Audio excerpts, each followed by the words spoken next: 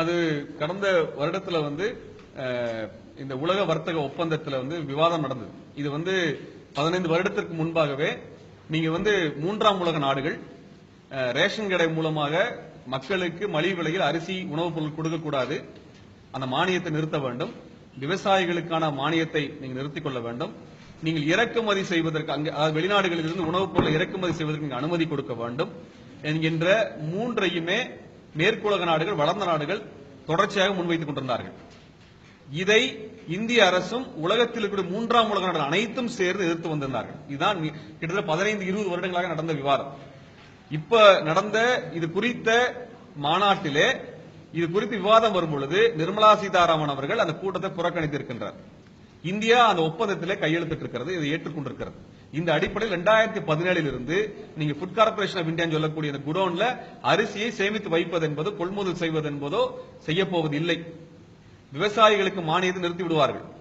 ஆனால் வெளிநாட்டில் இருக்கக்கூடிய குறிப்பாக அமெரிக்கா எடுத்துட்டோம்னா அமெரிக்காவிலே அந்த விவசாயிகளுக்கு மானியம் கொடுப்பதை அமெரிக்கா நிறுத்தாது. ஆனால் நீங்கள் இங்கே இருக்கக்கூடிய விவசாயிகளுக்கு கொடுக்கக்கூடிய உர மானியமோ நீங்கள் மின்சாரம் சார்ந்த மானியங்களையோ நிறுத்த வேண்டும் என்பதை இந்திய அரசு ஒத்துக்கொண்டு வந்துவிட்டது. அது மட்டுமல்லாமல் இங்க ரேஷன் கடையில 2017க்கு பின்னாடி உங்களுக்கு அரிசி எல்லாம் கொடுக்க போறது இல்ல. நீங்க அரிசியை பொது சந்தையில வாங்கிக்கணும்.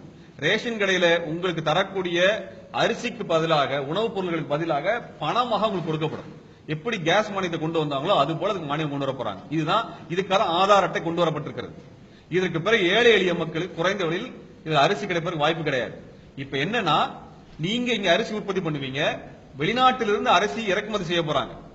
அப்ப 2 பேர் இறங்கும் பொழுது அவர்கள் நம்மை விட மிக குறைந்த அளவிற்கு, வெளிநாட்டிலிருந்து ஒரு உணவுப் பொருளை கொண்டு வரதுக்கு ஒரு கிலோவுக்கு 15 பைசா தான் வருது. ஆக மிக குறைந்த விலையில் வெளியிலிருந்து கொண்டு வந்துட முடியும். இப்ப இங்க இருக்க விவசாயிக்கு விவசாய மானியம் இருக்காது, மின்சார மானியம் இருக்காது, உர மானியம் இருக்காது, எந்த விதமான உதவிகளும் தமிழ்நாடு அரசு இந்திய அரசு கொடுக்க போவதில்லை. அப்ப அதிகமான கடன் சுமையில தான் விவசாயம் பண்ணி விளைபொருளை கொண்டு வரணும். அதை இந்த அரசு கொள்முதல் செய்யாது, வெளிநாட்டிலிருந்து இறக்குமதி பண்ணி மொத்தம் வைப்பாங்க. அப்ப இங்க இருக்கிற விவசாயிகள் தற்கொலை செய்து கொள்ளக்கூடிய சூழலை மோடி அரசாங்கம் கொண்டு வந்திருக்கிறது. இது மோடி அரசாங்கத்தின் மீதான குற்றச்சாட்டு மட்டுமல்ல, இவருடைய பிரதான கட்சியாக இருந்த காங்கிரஸ் இதை குறித்து பேசவில்லை.